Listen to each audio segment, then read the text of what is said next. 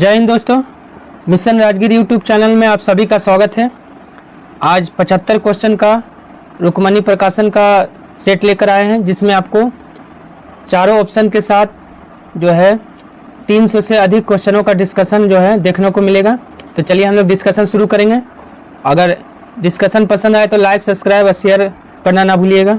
चलिए पहला क्वेश्चन देखिए क्या बोलता है। भारत के संविधान का कौन सा भाग वित्त, संपत्ति, अनुबंध और मुकदमे से संबंधित है? तो कौन सा भाग संबंधित है? भाग 12 संबंधित है। वहीं बात करें कहाँ से कहाँ तक, अनुच्छेद 264 से 300 का क तक है। ठीक है, यही 300 का क में संपत्ति का अधिकार जो है पहले था, अब जो संपत्ति का अधिकार कैसा अधिकार हो गया? तो संपत्ति का अधिकार अब विधिक अधिकार हो गया है। चलिए उसके बाद है भाग 9। भाग 9 में क्या है? पंचायत। भाग 9 में पंचायत है। भाग 10 में SC ST का प्रशासन, SC ST क्षेत्र जो है भाग 10 में है। भाग 8 में क्या है? संघ राज्य क्षेत्र मतलब यूटी भाग 8 में है। ठीक है, चलिए अगला क्वेश्चन देखते हैं। क्वेश्चन नंबर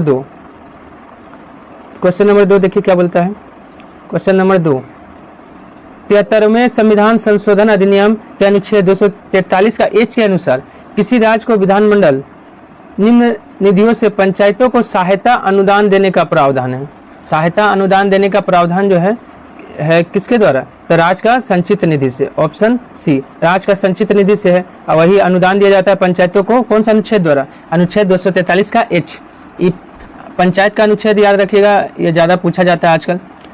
देखिए पंचायत के लिए जो है ना, सबसे पहला है अनुच्छेद 243। अनुच्छेद 243 में इसका परिभाषा है पंचायत का। अनुच्छेद 243 का क में ग्राम सभा, अनुच्छेद 243 का क में ग्राम सभा। ख में क्या है? पंचायत का गठन। 243 का ख पंचायत का गठन। 243 का ग पंचायत का संरचना है। 243 का घ आरक्षण, जो महिलाओं को आरक्षण दिया जाता है वह है अनुच्छेद 243 का घ में। अंगा में क्या है? यानी ई में कार्यकाल। अंगा देखिए 5 नंबर पे आता है ना, तो 5 साल पंचायत का कार्यकाल, ये जो है किसमें है? अनुच्छेद 243 का अंगा में। ठीक है, उसके बाद पूछता है अनुच्छेद 243 का आई, राज्य वित्त आयोग अनुच्छेद 243 का आई। और अनुच्छेद 243 का के, राज्य निर्वाचन आयोग अनुच्छेद 243 का के में चर्चा है। अनुच्छेद 243 का जी में भी पूछता है कि किस बात का चर्चा है? पंचायत को जो है 29 विषय दिया गया है, उसका चर्चा अनुच्छेद 243 का जी में है। अनुच्छेद 243 का डब्ल्यू में क्या है? नगर पालिका को जो है 18 विषय दिया गया है, इस बात की चर्चा अनुच्छेद 243 का डब्ल्यू में है। ठीक है, चलिए आकस्मिकता निधि। देखिए आकस्मिक निधि जो है अनुच्छेद कितना में है? 267 में है। और संचित निधि बोलेगा तो अनुच्छेद 266 में है। चलिए अगला क्वेश्चन देखते हैं। क्वेश्चन नंबर 3, म्यांमार की आधिकारिक भाषा क्या है? म्यांमार की आधिकारिक भाषा है बर्मी। ऑप्शन बी, बर्मी भाषा है, इसीलिए बर्मी के नाम से पहले इसका नाम बर्मा था, वर्तमान में म्यांमार है। ठीक है, और म्यांमार की राजधानी कहाँ है? नेपिताऊ है। स्वर्णिम पेगोड़ा का देश किसे कहा जाता है? म्यांमार को कहा जाता है। और म्यांमार का जीवन रेखा किस नदी को कहा जाता है? इरावदी नदी को म्यांमार का जीवन रेखा कहा जाता है। भारत से म्यांमार कब अलग हुआ? भारत से म्यांमार 1935 के अधिनियम द्वारा 1937 में अलग हुआ है। और फिर पूछेगा, देखिए भारत से अलग हुआ म्यांमार 1937 में, लेकिन ब्रिटिशों से म्यांमार को आज़ादी कब मिला था? 4 जनवरी 1948 में। मतलब म्यांमार आज़ाद कब हुआ है? तो 4 जनवरी 1948 को म्यांमार आज़ाद हुआ है। और श्रीलंका कब आज़ाद हुआ है? 4 फरवरी, 1 महीना बाद। म्यांमार हुआ 4 जनवरी 1948, श्रीलंका हुआ है 4 फरवरी 1948। चलिए, और बांग्ला क्या है? हिंदी। देखिए भारत में सबसे अधिक बोली जाने वाली भाषा हिंदी है, दूसरा कौन है? बंगाली है। अभी विश्व में सबसे ज़्यादा बोली जाने वाली भाषा वर्तमान में अंग्रेजी हो गया। दूसरा स्थान पे कौन चला गया है? तो चीनी या मंदारिन जो है वो दूसरा स्थान पे है। और तीसरा स्थान पे हम लोग का हिंदी है। चलिए अगला क्वेश्चन देखते हैं। निम्नलिखित में से कौन सा कथन असत्य है? असत्य खोजना है कि इसमें से कौन सा है। तो देखिए असत्य हम लोग खोजते हैं। पहला है कि पंचवर्षीय योजनाओं के लक्ष्य समृद्धि, आधुनिकीकरण, आत्मनिर्भरता तथा समानता थे। सही बात है, ये तो सही है। सीमित संसाधनों के कारण प्रत्येक योजना में पृथक लक्ष्यों का निर्धारण किया गया, ये भी सही है। तो असत्य खोजना था, तो क्या है? असत्य कोई भी नहीं है, ना तो 1 ना ही 2। ऑप्शन क्या हो जाएगा? डी। क्योंकि दोनों का दोनों क्या है, सत्य है। चलिए, दोनों का दोनों सत्य है। यही पंचवर्षीय योजना पूछेगा कि किस देश के संविधान से लिया गया है, रूस के संविधान से भारत ने पंचवर्षीय योजना को लिया है। चलिए, अगला क्वेश्चन हम लोग देखते हैं क्या बोलता है। अगला क्वेश्चन है कि निम्नलिखित में से किस सुल्तान ने किस सुल्तान ने सती प्रथा रोकने का प्रयास किया था। सती प्रथा रोकने का प्रयास किसने किया था, तो मोहम्मद बिन तुगलक ने, ऑप्शन डी, मोहम्मद बिन तुगलक ने। उसके बाद उधर अकबर भी किया था और मराठों ने भी सती प्रथा को रोकने का प्रयास किया था। और सती प्रथा का अंत कब हुआ था, 1829 में। राजा राममोहन राय के सहयोग से विलियम बेंटिंग ने सती प्रथा का उन्मूलन किया था 1829 में। चलिए, उसके बाद जलालुद्दीन खिलजी। देखिए, मोहम्मद बिन तुगलक से 3-4 और इम्पोर्टेंट क्वेश्चन देख लीजिए। मोहम्मद बिन तुगलक ने सांकेतिक मुद्रा चलाया था। प्रिंस ऑफ मनियर्स की संज्ञा मोहम्मद बिन तुगलक को कौन दिया है, एडवर्ड थॉमस। प्रिंस ऑफ मनियर्स की संज्ञा मोहम्मद बिन तुगलक को एडवर्ड थॉमस ने दिया है। इनके समय में जिन प्रभासुरी रहते थे, पूछेगा जिन प्रभासुरी किसके समय में रहते थे, तो मोहम्मद बिन तुगलक। मोहम्मद बिन तुगलक का कार्यकाल 1325 से 1351 तक था।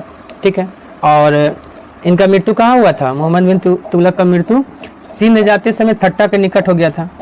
और मोहम्मद बिन तुगलक को ही इनके मृत्यु पर बरदायूनी ने कहा था कि अंततः लोगों को इसको लोगों से मुक्ति मिली। ठीक है, अब आइए जलालुद्दीन खिलजी। खिलजी वंश का स्थापना जलालुद्दीन खिलजी ने किया था। ठीक है, कब, 1290 में। 1290 से 96 तक इनका कार्यकाल रहा था। ठीक है, उसके बाद फिरोज शाह तुगलक ने नहरों का जाल बिछा दिया, लेकिन नहरों का निर्माण स्टार्ट किया है गयासुद्दीन तुगलक। ठीक है, 300 नगरों का निर्माण कौन कराया था, 300 नगर का निर्माण फिरोज शाह तुगलक ने कराया था। लोक निर्माण विभाग का स्थापना कौन किया है, फिरोज शाह तुगलक। सैन्य पदों को वंशानुगत कौन बना दिया, फिरोज शाह तुगलक। सैन्य पदों को वंशानुगत बनाया है फिरोज शाह तुगलक। ठीक है, उसके बाद आइए अलाउद्दीन खिलजी। सीरी का किला, जमायते खाना मस्जिद जो है, सीरी को राजधानी बनाने वाला शासक अलाउद्दीन खिलजी। ठीक है, आज पूछेगा देवी अधिकार किसने चलाया था, देवीय अधिकार चलाया है अलाउद्दीन खिलजी ने। अब पूछेगा यह भी कि आपका सर्वाधिक मंगोल आक्रमण किसके समय में हुआ था, अलाउद्दीन खिलजी के समय में सर्वाधिक मंगोल आक्रमण हुआ है। लेकिन मंगोलों का आक्रमण स्टार्ट हुआ था किसके समय में, इल्तुतमिश के समय में। चलिए, अगला क्वेश्चन देख लेते हैं। तुलसीदास ने रामचरितमानस किसके शासनकाल में लिखा था, तुलसीदास ने रामचरितमानस अकबर के शासनकाल में लिखा था, ऑप्शन सी, अकबर के समय में। और तुलसीदास का और कौन सा पुस्तक है, दोहावली, विनय पत्रिका, ये सब किसका है, तुलसीदास का रचना है। तुलसी रामायण, ये भी जो है तुलसीदास का रचना है। ठीक है, उसके बाद आइए पूछेगा हिंदी का स्वर्ण काल किसके काल को कहा जाता है, तो अकबर के काल को हिंदी का स्वर्ण काल कहा जाता है। कृष्णदेवराय के शासनकाल को तेलुगु का क्लासिक युग कहा जाता है। कृष्णदेवराय का शासनकाल 1509 से 1529 तक था और अकबर का 1556 से 1605। जहांगीर, देखिए जहांगीर जो है अपनी न्याय जंजीर के लिए कौन जाना जाता है, तो जहांगीर, न्याय जंजीर के लिए जहांगीर जाना जाता है। ठीक है, और चित्रकला का स्वर्णकाल किसके समय का, जहांगीर के काल को चित्रकला का स्वर्णकाल। और शाहजहां के काल को स्थापत्य कला का स्वर्णकाल किसने कहा था, A.L. श्रीवास्तव ने। चलिए, अगला क्वेश्चन हम लोग देखते हैं। क्वेश्चन नंबर 7, निम्नलिखित में से किस मुगल बादशाह ने संगीत और नृत्य पर प्रतिबंध लगा दिया, औरंगजेब, ऑप्शन सी, औरंगजेब ने नृत्य और संगीत पर प्रतिबंध लगा दिया। और औरंगजेब जो है खुद क्या बजाता था, औरंगजेब वीणा बजाता था। औरंगजेब और समुद्रगुप्त दोनों वीणा बजाता था और अकबर नगाड़ा, अकबर क्या बजाता था, नगाड़ा। और जिंदा पीर और शाही दरवेश किसे कहा जाता था, जिंदा पीर और शाही दरवेश दोनों औरंगजेब को कहा जाता था। ठीक है, और हुमायूं क्या है, हुमायूं का शासनकाल 1530 से 1556 तक था। पूछता है कि हुमायूं ने दिनपना नामक नगर की स्थापना कब किया था, 1533 में। यही दिनपना नामक नगर के पुस्तकालय से गिरने से किसका मृत्यु हो गया था, हुमायूं का मृत्यु हो गया था 1556 में। ठीक है, यही इनके मृत्यु पर किसने कहा था कि गिरते पड़ते इस जीवन से मुक्त हो गया, जिस प्रकार यह पूरा जीवन गिरते पड़ते रहा था। यह जो है कथन लेनपुल का है। लेनपुल ने हुमायूं के बारे में कहा था कि गिरते पड़ते इस जीवन से मुक्त हो गया हुमायूं। चलिए, इसके बाद है बाबर। बाबर क्या है? बाबर ने पूछेगा कि बाबर ने बादशाह की उपाधि कब धारण किया था? 1507 में। बाबर ने भारत पे कितना बार आक्रमण किया? 5 बार आक्रमण किया। कलंदर की उपाधि कौन धारण किया था? बाबर ने धारण किया था। ठीक है। पूछेगा कि गाजी की उपाधि या जिहाद का नारा बाबर ने किस युद्ध में दिया था? खानवा के युद्ध में बाबर ने जिहाद का नारा, गाजी की उपाधि धारण किया था। और खानवा का युद्ध कब हुआ था? 1527 में हुआ था। चलिए अगला क्वेश्चन हम लोग देख लेते हैं। Question number 8। कहाँ पर प्राप्त अशोक के अभिलेख स्तंभ के नीचे भाग में मयूर यानी मोर का चिन्ह अंकित है? मोर का चिन्ह किस में है? लोरिया नंदनगढ़ में। ऑप्शन सी, लोरिया नंदनगढ़ में है आपका मोर का चित्र और सिंह का भी चित्र है। ठीक है। शहबाजगढ़ी कहाँ है? हाँ याद रखिएगा, आपका मोर का तो हो गया लोरिया नंदनगढ़, और हाथी का चित्र किस शिलालेख में है? तो हाथी का चित्र संकिसा शिलालेख में है, संकिसा अभिलेख में। रामपुरवा में वृषभ का चित्र, वृषभ का चित्र यानी सांड का चित्र रामपुरवा में है। शहबाजगढ़ी कहाँ है? शहबाजगढ़ी और मानसेरा दोनों पाकिस्तान में है। सोपारा कहाँ है? सोपारा महाराष्ट्र में है। सोपारा कहाँ है? महाराष्ट्र में। चलिए अगला क्वेश्चन हम लोग देख लेते हैं। Question number 9।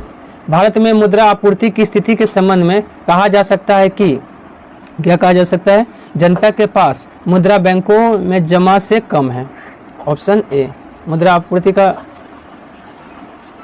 चलिए यही मतलब हो गया। उसके बाद है, ठीक है, ऑप्शन क्या हो गया? 9 का ऑप्शन ए। और पूछेगा प्राचीनतम मुद्रा किसे कहा जाता था? आहत मुद्रा को प्राचीनतम मुद्रा कहा जाता था। प्राचीनतम मुद्रा क्या था? आहत मुद्रा। ठीक है।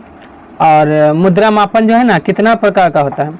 मुद्रा मापन का कितना आधार होता है? 4 आधार होता है। M1, M2, M3, M4 होता है। चलिए अगला क्वेश्चन देखते हैं। Question number 10। विकास केंद्र उपागम किस योजना के अंतर्गत अपनाया गया था? विकास केंद्र उपागम जो है किस योजना के अंतर्गत अपनाया गया था? तो चतुर्थ पंचवर्षीय योजना। ऑप्शन डी, चतुर्थ पंचवर्षीय योजना। और चतुर्थ पंचवर्षीय योजना कब आया था? 1969 से 1974 में आया था। ठीक है। पूछेगा कि पहला जो है पंचवर्षीय योजना जो है किस पे आधारित था? तो हेराल्ड डोमर मॉडल पे आधारित था। हेराल्ड डोमर मॉडल पे आधारित था। ठीक है। उसके बाद है द्वितीय बोलेगा तो पीसी महालनोबिस मॉडल। द्वितीय जो है किस मॉडल पे? पीसी महालनोबिस मॉडल पे आधारित है। चलिए अगला, चलिए उसके बाद देखिए, पहला हो गया आपका हेराल्ड डोमर मॉडल, दूसरा पीसी महालनोबिस, तीसरा सुखमय चक्रवर्ती, चौथा गाडगिल मॉडल, पांचवा डीपी धर मॉडल पे आधारित था। अब देखिए, पहला पंचवर्षीय योजना में कृषि को प्राथमिकता, दूसरा में उद्योग को, तीसरा में दोनों को, तीनों जरूर याद रखिएगा, आजकल पूछता है। ठीक है। और विकास केंद्र उपागम पर जो है किस योजना के अंतर्गत? तो चतुर्थ पंचवर्षीय योजना। चलिए अगला क्वेश्चन देखते हैं। अगला क्वेश्चन देखिए क्या है। अगला क्वेश्चन, क्वेश्चन नंबर 11। जो वन चक्रवातों के अवरोधों का कार्य करते हैं उन्हें कौन सा वन कहते हैं? उन्हें कौन सा वन कहेंगे? मैंग्रोव वन। ऑप्शन सी, मैंग्रोव वन कहते हैं। अब मैंग्रोव वन भारत में सबसे ज़्यादा कहाँ है? पश्चिम बंगाल में है। लेकिन मैंग्रोव वन में सबसे ज़्यादा वृद्धि करने वाला राज्य कौन हो गया? उड़ीसा। मैंग्रोव वन में सबसे ज़्यादा वृद्धि किया है उड़ीसा। लेकिन पूछेगा किस देश में सबसे ज़्यादा मैंग्रोव वन है? तो बांग्लादेश में सबसे ज़्यादा मैंग्रोव वन है। ठीक है। चलिए अगला क्वेश्चन देखते हैं। Question number 12। पाटलिपुत्रा को पालीब्रोथा किसने कहा था? पाटलिपुत्रा को पालीब्रोथा कहा था किसने? तो मेगास्थनीज। ऑप्शन सी, मेगास्थनीज ने कहा था। और मेगास्थनीज जो है किसका राजदूत था? सेल्यूकस निकेटर का राजदूत था। और मेगास्थनीज की पुस्तक इंडिका में पाटलिपुत्रा को पालीब्रोथा कहा गया है। ठीक है। अब आइए, ये तो हो गया। हेनसांग, हेनसांग किसके समय में आया था? हर्षवर्धन के समय में हेनसांग आया था। इसको यात्रियों का राजकुमार, वर्तमान नीति पंडित कहा जाता है। वर्तमान शाक्य मुनि, यात्रियों का राजकुमार और वर्तमान शाक्य मुनि कहा जाता है। ठीक है। और आपका फाहियान, फाहियान किसके समय में आया था? चंद्रगुप्त द्वितीय के समय में फाहियान आया था। ठीक है। अगला क्वेश्चन देखिए। अब पाटलिपुत्रा को बसाने वाला, अब पाटलिपुत्रा को राजधानी बनाने वाला शासक कौन है? उदयन, उदयन है। लेकिन पाटलिपुत्रा को पटना नाम कौन दिया है? शेरशाह सूरी ने। चलिए अगला क्वेश्चन देखते हैं। Question number 13। चंद्रग्रहण के दौरान, देखिए, चंद्रग्रहण के दौरान चंद्रमा पे पड़ने वाली पृथ्वी की छाया को कितने भागों में बांटा गया है? कितने भागों में बांटा गया है? 3 भागों में बांटा गया है। ऑप्शन सी, 3 भागों में बांटा गया है। वही एक आता है आपका अंबरा, पेनम्बरा और एटम्बरा, 3 भागों में पृथ्वी की छाया को बांटा गया है। चलिए अगला क्वेश्चन देखते हैं। अगला क्वेश्चन है क्वेश्चन नंबर 14। क्वेश्चन नंबर 14 देखिए क्या बोलता है। शिक्षा की वर्धा योजना कब लाया गया था? शिक्षा का वर्धा योजना 1937 में। ऑप्शन बी 1937 में। ठीक है, गांधी जी ने जब हरिजन पत्रिका लिखा था ना, तो उसी में एक शिक्षा योजना का प्रस्ताव पेश किया था, उसी को जो है वर्धा योजना के नाम से जाना जाता है 1937 में। ठीक है, चलिए अगला क्वेश्चन देखिए। अंतर्राष्ट्रीय ग्रामीण महिला दिवस कब मनाया जाता है? अंतर्राष्ट्रीय ग्रामीण महिला दिवस से कब? 15 अक्टूबर को मनाया जाता है। राष्ट्रीय महिला दिवस आपका 13 फरवरी सरोजिनी नायडू का जन्मदिन पर, और विश्व महिला दिवस 8 मार्च को मनाया जाता है। ठीक है, 14 अक्टूबर को कौन सा दिवस है? 14 अक्टूबर को विश्व मानक दिवस है। 24 अक्टूबर को कौन सा दिवस है? 24 अक्टूबर को यूएनओ का स्थापना है। और पोलियो दिवस भी कब है? 24 अक्टूबर। 31 अक्टूबर को इंदिरा गांधी का पुण्यतिथि है और सरदार वल्लभ भाई का जन्म का जयंती मनाया जाता है। और ठीक है, और एकता दिवस भी कब मनाया जाता है? 31 अक्टूबर को। चलिए अगला क्वेश्चन देख लीजिए। क्वेश्चन नंबर 16 क्या कहता है? बोध गया के महाबोधि मंदिर का निर्माण किस काल में हुआ था? तो देखिए, बोध गया में महाबोधि मंदिर का निर्माण पहले कौन कराया है? तो अशोक कराया है। तो अशोक तो ऑप्शन में नहीं है, तो इनमें से कोई नहीं मारना पड़ेगा, क्योंकि अशोक किस वंश से संबंधित था? अशोक मौर्य वंश से संबंधित था। ठीक है, बोध गया में महाबोधि मंदिर अशोक बनाया है। और बात करेंगे गया में विष्णुपद मंदिर कौन बनाया है? गया में विष्णुपद मंदिर इंदौर की रानी अहिल्याबाई ने बनाई है। गया का जो है विष्णुपद मंदिर इंदौर की रानी अहिल्याबाई ने बनाई है। ठीक है, अब ये हर्षवर्धन पूछेगा, गुर्जरों को पराजित करने वाला शासक कौन था? हर्षवर्धन। कन्नौज को कौन जीत कर राजधानी बना लिया था? हर्षवर्धन। कनिष्क ने शक संवत का प्रारंभ कब किया था? 78 ईस्वी में, जिसे भारत सरकार द्वारा राष्ट्रीय कैलेंडर के रूप में अपनाया गया है। कब? 22 मार्च 1957 को राष्ट्रीय कैलेंडर के रूप में भारत सरकार ने शक संवत को अपनाया है। ठीक है, उसके बाद आइए गुप्त वंश पूछेगा कि मंदिरों का निर्माण किस काल से प्रारंभ हुआ है? गुप्त काल से प्रारंभ हुआ है।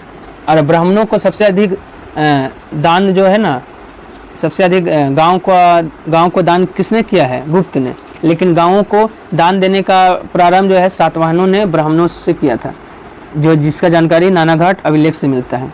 नानाघाट अभिलेख से पता चलता है कि सातवाहन ने जो है यज्ञ कराने पे ब्राह्मणों को जो है भूमि अनुदान में दिया था। चलिए अगला क्वेश्चन आइए, क्वेश्चन नंबर 17। योजना आयोग के स्थान पर नीति आयोग का गठन कब हुआ? योजना आयोग के स्थान पर नीति आयोग का गठन 1 जनवरी 2015 में। नीति आयोग, योजना आयोग को जो है समाप्त कर दिया गया था कब? 15 अगस्त 2014 की घोषणा लाल किला से मोदी जी ने किए थे, और उसी समय घोषणा किए थे कि 1 जनवरी 2015 से नीति आयोग का गठन किया जाएगा। और नीति आयोग का अध्यक्ष कौन होता है? प्रधानमंत्री। ठीक है, और नीति आयोग पुस्तक किस रूप में काम करता है? थिंक टैंक के रूप में काम करता है।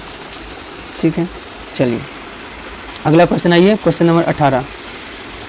क्वेश्चन नंबर 18 है, हदीस है एक क्या? इस्लामिक कानून। हदीस है एक इस्लामिक कानून है। चलिए अगला क्वेश्चन देखते हैं, क्वेश्चन नंबर 19। वर्ण व्यवस्था से संबंधित पुरुष सूक्त मुक्ता निम्न में से किसमें पाया जाता है? पुरुष सूक्त जो है किसमें पाया जाता है? ऋग्वेद में। ऋग्वेद के किस मंडल में? 10वें मंडल में यह पाया जाता है। ऋग्वेद के 10वें मंडल में पुरुष सूक्त, और तीसरा मंडल में सूर्य देवता सावित्री को समर्पित है।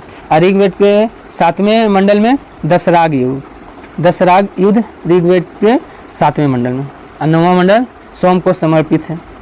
चलिए, और सबसे प्राचीन वेद ऋग्वेद, और सबसे नया वेद ये बाद का वेद अर्थवेद है, और ऋग्वेद के पाठकर्ता को होत्रु। चलिए अगला क्वेश्चन आ जाइए, क्वेश्चन नंबर 20। क्वेश्चन नंबर 20 क्या बोलता है?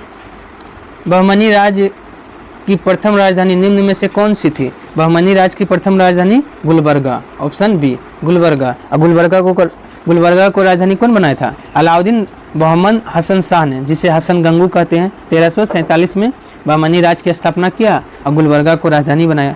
और बाद में जो है ना शहाबुद्दीन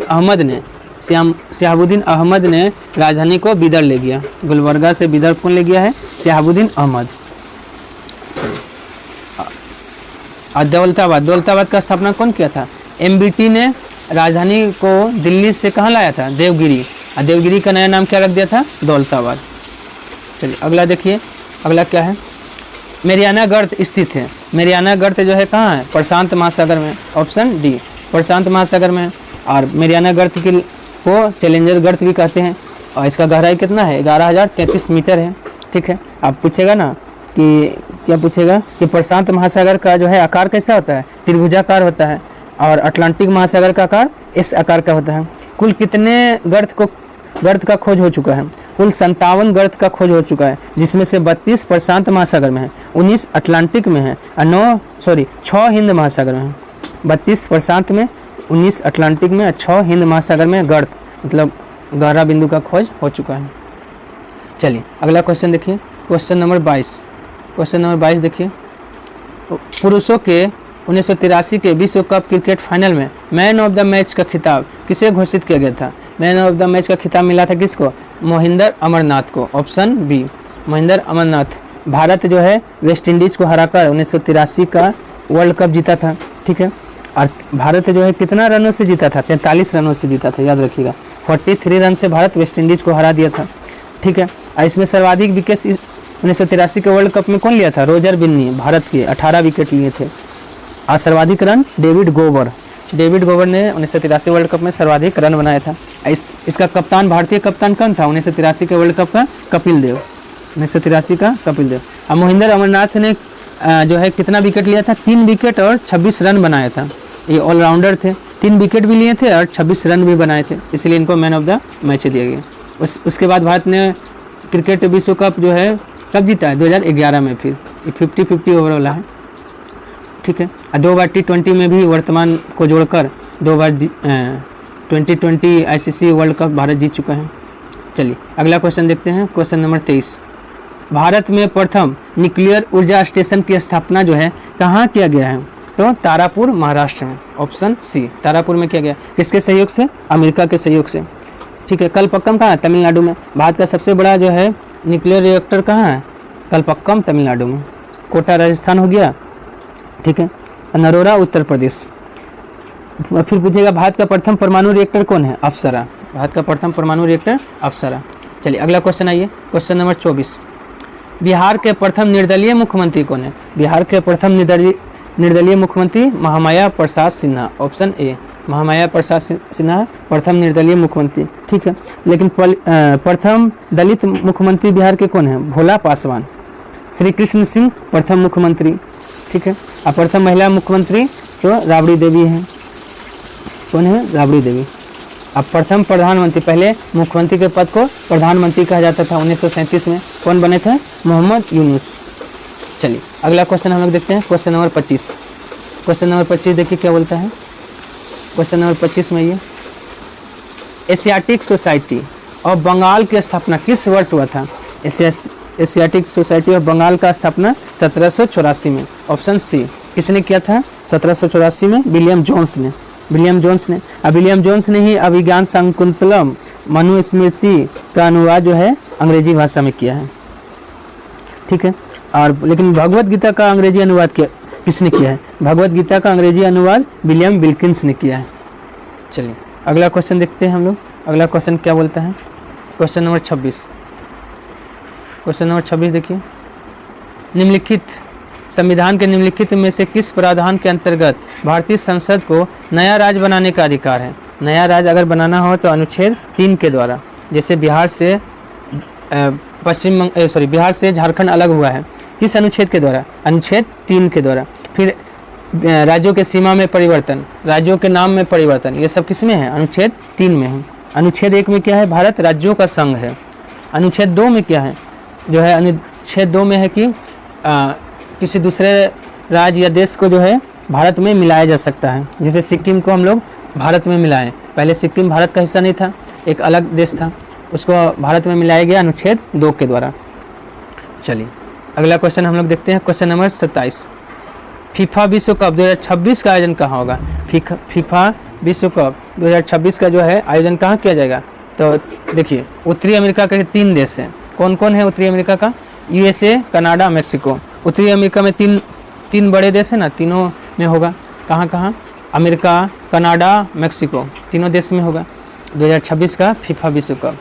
ठीक है, और बात करें 2022 का फीफा विश्व कप जो है कहाँ हुआ था? 2022 का फीफा विश्व कप कतर में हुआ था, जिसको जीता था अर्जेंटीना ने, किसको हरा कर? फ्रांस को हरा कर। 2030 का जो है ना फुटबॉल का फीफा विश्व कप कहाँ होने वाला है? 2030 में फीफा होने वाला है मोरक्को, स्पेन और पुर्तगाल में। ठीक है, चलिए अगला क्वेश्चन हम लोग देखते हैं।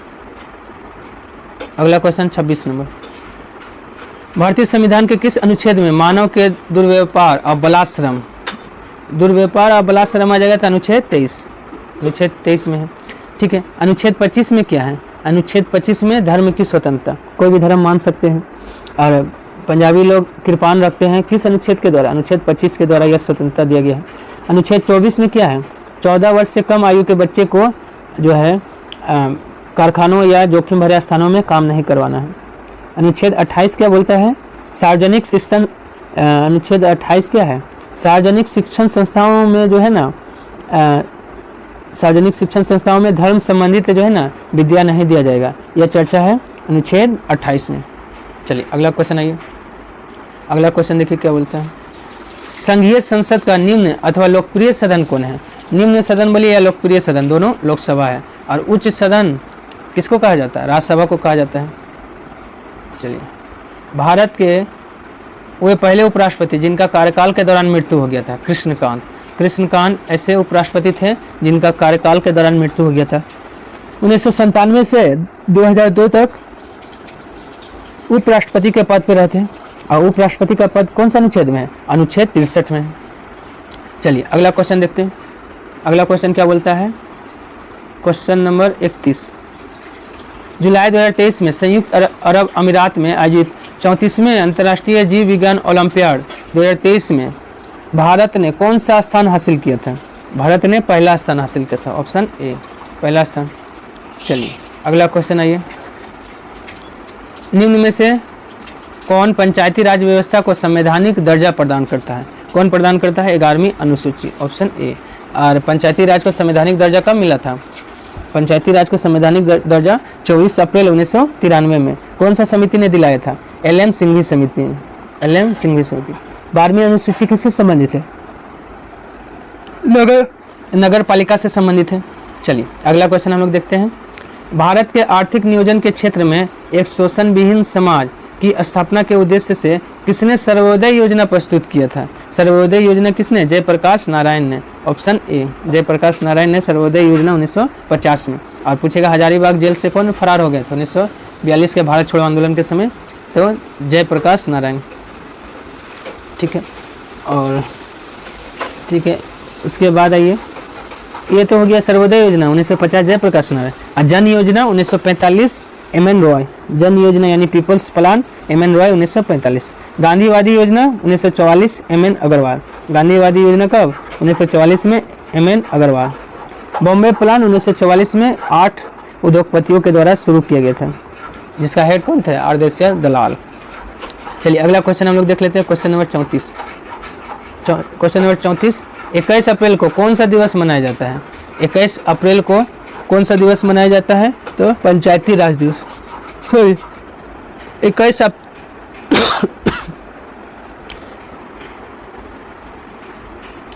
अप्रैल को कौन सा दिवस? सिविल सेवा दिवस, ऑप्शन ए हो जाएगा।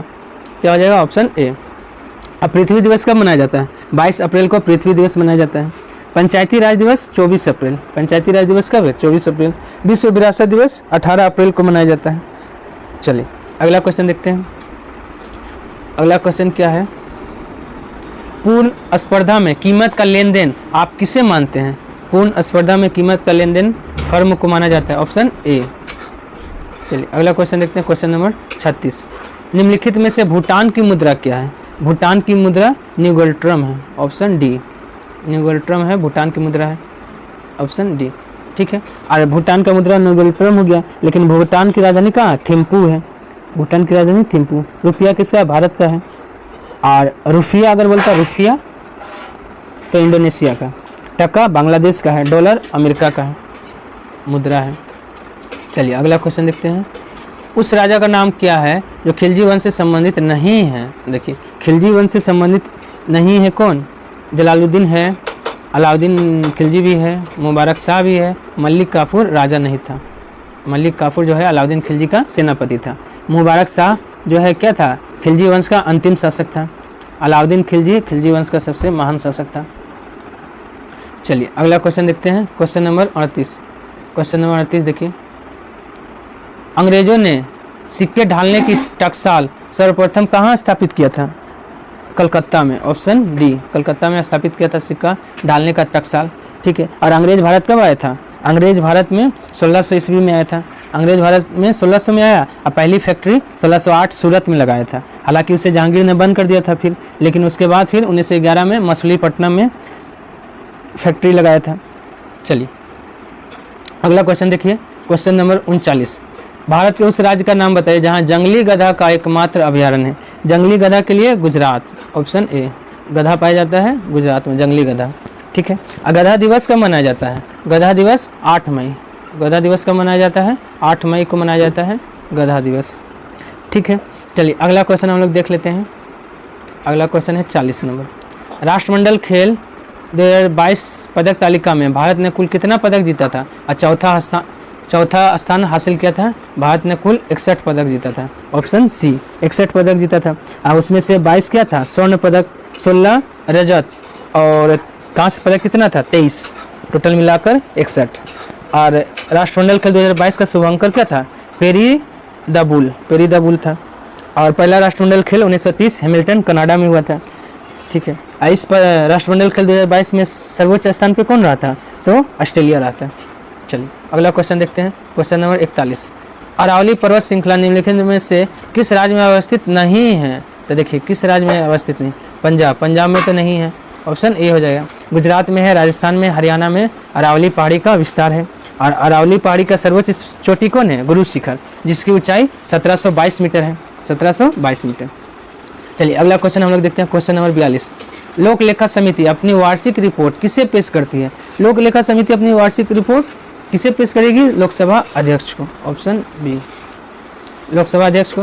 बाकी लेकिन जितना भी रहेगा सब अपनी रिपोर्ट राष्ट्रपति को, सिर्फ लोक लेखा समिति अपनी रिपोर्ट लोकसभा के अध्यक्ष को।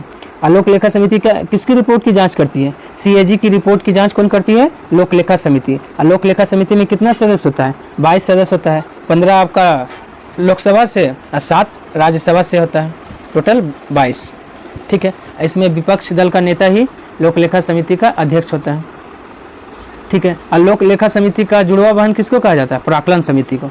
लोक लेखा समिति का जुड़वा वाहन प्राक्कलन समिति को कहा जाता है। और प्राक्कलन समिति में कितना सदस्य? प्राक्कलन समिति में 30 सदस्य होता है और 30 का 30 लोकसभा से। सबसे शक्तिशाली समिति कौन होता है? द प्राक्कलन समिति। ठीक है, चलिए अब बड़ी भी सबसे बड़ा समिति भी आपका प्राक्कलन समिति। हालांकि एक और समिति है संयुक्त प्रवर समिति, उसमें 45 सदस्य होता है। अगर ऑप्शन में संयुक्त प्रवर समिति रहे तो ऑप्शन वही चुनना है। किस भारतीय राज्य में ईसाई जनसंख्या का प्रतिशत उच्चतम है? ईसाई जनसंख्या का प्रतिशत उच्चतम है मिजोरम में। ऑप्शन सी, प्रतिशत में तो मिजोरम है लेकिन जनसंख्या सबसे ज़्यादा ईसाई का जो है किस राज्य में है? गोवा में। गोवा में जनसंख्या ईसाइयों का अधिक है। और हिंदू का जो है लगभग कितना? ईसाई देखिए पूरे भारत में ईसाई लगभग 3.2% है और हिंदू लगभग 80% के आसपास। मुस्लिम कितना? 14% के आसपास 2011 की जनगणना के अनुसार। उसके बाद सिख आता है, सिख 1.7, बौद्ध 0.7, जैन 0.4। सबसे कम इसमें से आपका जैन है 0.4, जैन है 0.4। ठीक है, लेकिन ये हो गया ना। चलिए उसके बाद आइए अगला क्वेश्चन हम लोग करते हैं, क्वेश्चन नंबर 44। भारत के संविधान का निम्नलिखित में से कौन सा अनुच्छेद पाकिस्तान से कुछ प्रवासियों की नागरिकता के अधिकार से संबंधित है? तो यह है अनुच्छेद 7। अनुच्छेद 7 में यह इस बात का चर्चा है कि पाकिस्तान से कुछ प्रवासी अगर भारत में आ जाता है तो उसको नागरिकता दिया जाएगा अनुच्छेद 7 के द्वारा। अनुच्छेद 6 में क्या है? 6 में भी यह है कि 6 में क्या है? पाकिस्तान से भारत आने वाले लोगों को नागरिकता दिया जाएगा। ठीक है, 6 है। अब 5 में क्या था? अनुच्छेद 5 में संविधान के प्रारंभ में जो है नागरिकता का प्रावधान अनुच्छेद 5 में था। चलिए अगला क्वेश्चन हम लोग देख लेते हैं, क्वेश्चन नंबर 45। किस नागरिक सम्मान की आकृति पीपल के पत्ते के समान होती है? किसका होता है? तो भारत रत्न। भारत रत्न का आकार जो है पीपल के पत्ते के समान होता है, ऑप्शन डी। अब भारत रत्न में 1 भी रुपया नहीं दिया जाता है, ठीक है। और भारत का सर्वोच्च सम्मान कौन है? भारत का सर्वोच्च नागरिक सम्मान भारत रत्न है। 1954 से प्रारंभ हुआ था, ठीक है। और अर्जुन पुरस्कार कब से प्रारंभ हुआ? अर्जुन पुरस्कार 1961 से, द्रोणाचार्य पुरस्कार 1985 से। चलिए अगला क्वेश्चन हम लोग देखते हैं, क्वेश्चन नंबर 46। क्वेश्चन नंबर 46 क्या बोलता है? ब्रिटिश सरकार द्वारा भारत में मार्ले मिंटो सुधार की घोषणा किस वर्ष किया गया था? मार्ले मिंटो सुधार 1909 में। 1909 में। अब मिंटो को भारत में सांप्रदायिकता का जनक भी कहा जाता है। मिंटो को भारत में सांप्रदायिकता का जनक कहा जाता है। 1919 में मॉन्टेग्यू चेम्सफोर्ड सुधार हुआ था। 1905 में क्या हुआ था? बंगाल विभाजन हुआ था। 1932 में पूना पैक्ट। पूना पैक्ट कब हुआ था? 24 सितंबर 1932 को। चलिए अगला क्वेश्चन है 47। नवनिर्मित संसद भवन में कुल कितने सांसद को बैठने की क्षमता है? कुल कितना सांसद बैठ सकता है? 1272 सांसद बैठ सकते हैं। उसमें से लोकसभा से कितना हो सकता है? 888। लोकसभा से 888 और राज्यसभा से 384। टोटल आपका 1272 सांसद बैठ सकते हैं। ये नए संसद भवन का डिजाइन किसने किया था? बिमल पटेल ने। बिमल पटेल ने। लेकिन कौन सा कंपनी बनाई है? टाटा प्रोजेक्ट्स लिमिटेड बनाई है, ठीक है। किस प्रोजेक्ट के तहत? सेंट्रल विस्टा प्रोजेक्ट के तहत, ठीक है। अब पुराना संसद भवन का नींव कब रखा गया था? पुराना संसद भवन का नींव 1921 में रखा गया था। अब बनकर कब तैयार हुआ था? 1927 में पुराना संसद भवन बनकर तैयार हुआ था। इसका डिजाइन कौन किया था? एडविन लुटियस और हर्बर्ट बेकर ने पुराने संसद भवन का डिजाइन किया था। पुराने संसद भवन का अब नया नाम क्या हो गया है? संविधान सदन। पुराने संसद भवन का नया नाम संविधान सदन, याद रखिएगा। चलिए अगला क्वेश्चन देखते हैं, क्वेश्चन नंबर 48। हाल ही में भारतीय भूवैज्ञानिक सर्वेक्षण ने किस राज्य के समुद्री क्षेत्र से एकत्र किए गए तलछट के नमूने में दुर्लभ धातु वेनेडियम की खोज किया है? दुर्लभ धातु वेनेडियम का खोज हुआ है गुजरात में, ऑप्शन सी। गुजरात में हुआ है। अगर वेनेडियम क्या है? वेनेडियम धातु जो है चांदी की तरह श्वेत धातु होता है और यह तन्य और आघातवर्ध भी है। तन्य और आघातवर्धक है वेनेडियम। वेनेडियम का परमाणु संख्या 23 होता है। वेनेडियम जो है ना शरीर में रक्त के शर्करा के स्तर को कम कर सकता है, या इस्पात में वेनेडियम को मिला दीजिएगा तो इस्पात क्या हो जाता है? मजबूत हो जाता है, ठीक है। अगला क्वेश्चन आइए, क्वेश्चन नंबर 49। क्वेश्चन नंबर 49 देखिए क्या बोलता है। 20 सितंबर 2023 को गणेश चतुर्थी के अगले दिन पारंपरिक रूप से नुआखाई उत्सव मनाया जाता है। नुआखाई उत्सव उड़ीसा में मनाया जाता है। धानु यात्रा उत्सव भी उड़ीसा में मनाया जाता है। पश्चिम बंगाल में आपका कीर्तन कहाँ? पश्चिम बंगाल में। और संकीर्तन बोलेगा तो मणिपुर में। आंध्र प्रदेश में कुचिपुड़ी है। चलिए अगला आइए, क्वेश्चन नंबर 50। 31 मार्च 2023 को नाटो का 31वां सदस्य राष्ट्र कौन बना है? नाटो का 31वां सदस्य राष्ट्र बना है फिनलैंड, ऑप्शन सी। 31वां फिनलैंड बना है। अब 32वां स्वीडन बन गया है। नाटो का स्थापना 4 अप्रैल 1949 में हुआ था। पूछता है नाटो में कुल कितना अंग होता है? नाटो में 4 अंग होता है। और नाटो का मुख्यालय कहाँ है? ब्रुसेल्स, बेल्जियम में है। चलिए अगला क्वेश्चन है, क्वेश्चन नंबर 51। क्वेश्चन नंबर 51 क्या है? देखिए, कांच को गहरा नीला रंग किससे मिलता है? कांच को गहरा नीला रंग कोबाल्ट ऑक्साइड से मिलता है, ऑप्शन ए। कोबाल्ट ऑक्साइड से मिलता है, ठीक है। और पूछेगा कि गहरा काला रंग किससे मिलता है? रजत ब्रोमाइड से, यानी सिल्वर ब्रोमाइड से गहरा काला रंग मिलता है, ठीक है। अब कांच हो गया ना। अब बुलेट प्रूफ अगर कांच बनाना हो तो किसका प्रयोग करेंगे? लेक्जेन का। बुलेट प्रूफ कांच बनाने में लेक्जेन या पॉलीकार्बोनेट, क्योंकि लेक्जेन किसका रूप है? पॉलीकार्बोनेट का है, ठीक है। और लेकिन बुलेट प्रूफ पदार्थ बनाने में पॉलीएमाइड। बुलेट प्रूफ पदार्थ बनाना हो तो पॉलीएमाइड का प्रयोग करते हैं। चलिए अगला क्वेश्चन देखते हैं।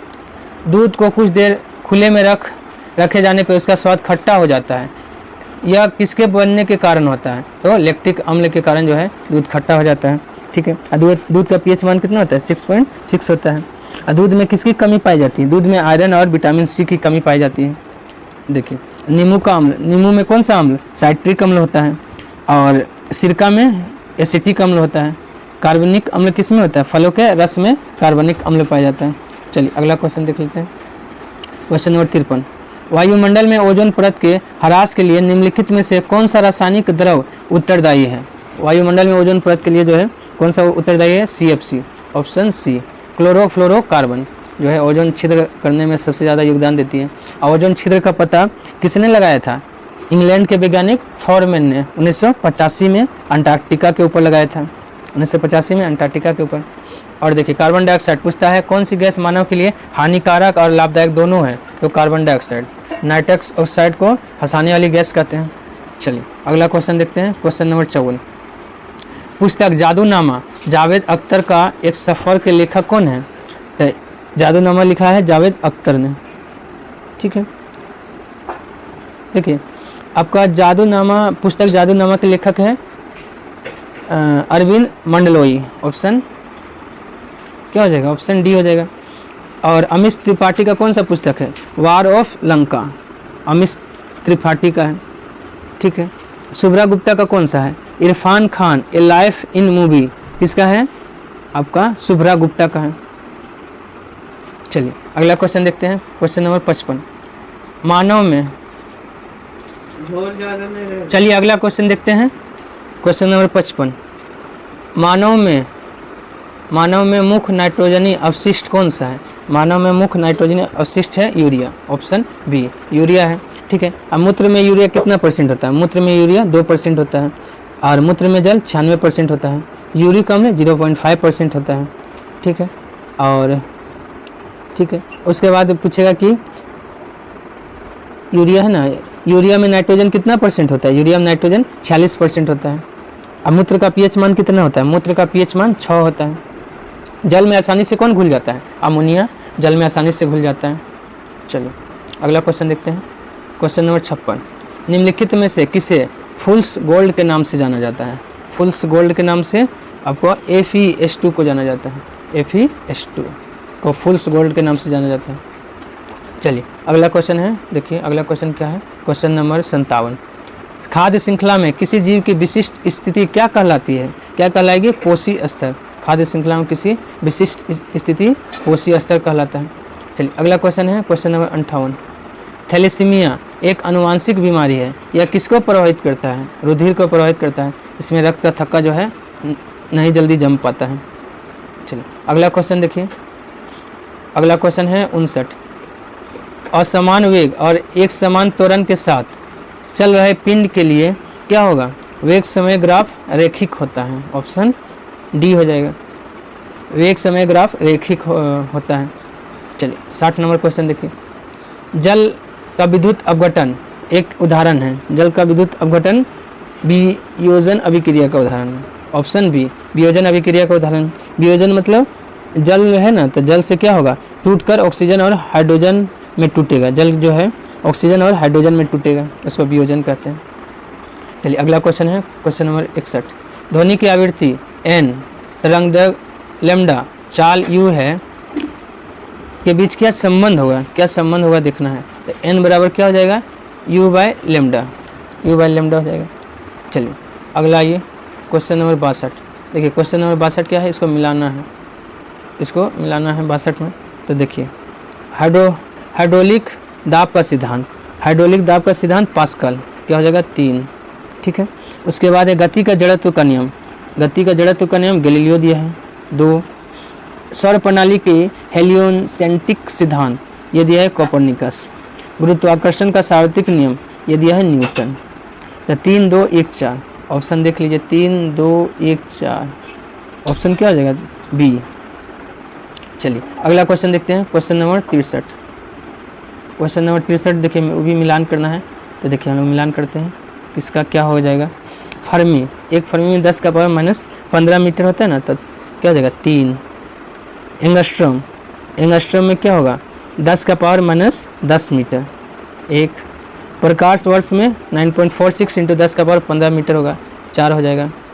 पारसेक में 3.08 इंटू 10 का पावर 16 मीटर हो जाएगा, ऑप्शन 2। तो 3, 1, 4, 2, 3, 1, 4, 2 ऑप्शन क्या हो जाएगा? Option D. चलिए अगला क्वेश्चन देखते हैं, अगला क्वेश्चन है 64। कार्नेटाइट किसका अयस्क है? देखिए कार्नेटाइट किसका अयस्क है? यूरेनियम का है। पिंच ब्लेड और कार्नेटाइट दोनों यूरेनियम का अयस्क है, ठीक है। एल्युमिनियम का अयस्क कौन सा है? याद रखिएगा यूरेनियम को आशा का धातु भी कहा जाता है। और यूरेनियम का सर्वाधिक उत्पादन कहाँ होता है? देखिए यूरेनियम का सर्वाधिक उत्पादन होता है आंध्र प्रदेश राज्य में, आंध्र प्रदेश, लेकिन किस खान से? तो जादूगोड़ा की खान से।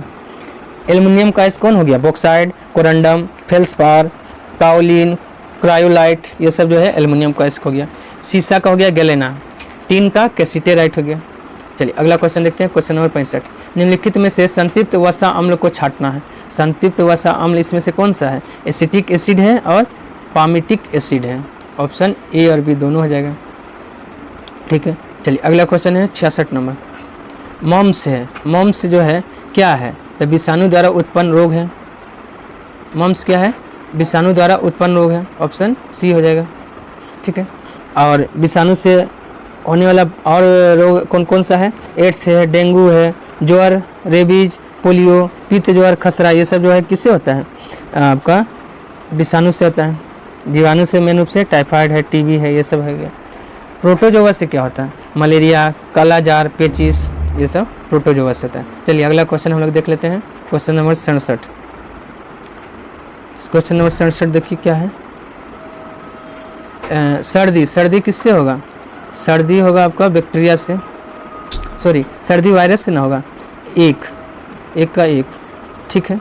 उसके बाद फाइलेरिया परजीवी कृमि से होगा, 3। मलेरिया, मलेरिया किससे होगा? परजीवी प्रोटोजोआ से, 4।